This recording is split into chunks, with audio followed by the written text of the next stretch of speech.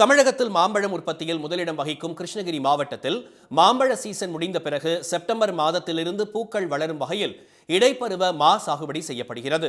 தற்போது இடைப்பருவத்தில் பெங்களூரா, நீலம், பங்கனப்பள்ளி மற்றும் செந்தூரா உள்ளிட்ட மா ரகங்கள் 100 டன் அளவுக்கு விளைச்சல் அதிகரித்துள்ள போதிலும் மழை காரணமாக கடந்த ஆண்டு 100 ரூபாய்க்கு விற்கப்பட்ட 1 கிலோ பெங்களூரா மாங்காய் தற்போது 40 ரூபாய்க்கும், செந்தூரா கிலோ 150 வரையிலும் வியாபாரிகள் கேட்பதால் வருவாய் இழப்பு ஏற்பட்டுள்ளதாக விவசாயிகள் தெரிவித்துள்ளனர்.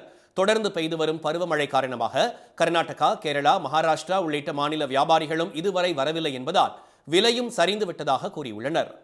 எங்கள் ஏரியாவில் ஒரு 100லேருந்து 200 டன் மா விவசாயம் செஞ்சுருக்கிறோம். குத்தகைக்கு மாங்காய் விவசாயம் தோட்டம் குத்தகைக்கு எடுத்து நிறைய பேர் செஞ்சுருக்குறோம். எங்கள் ஏரியாவில் ஃபுல்லாக இருக்குது.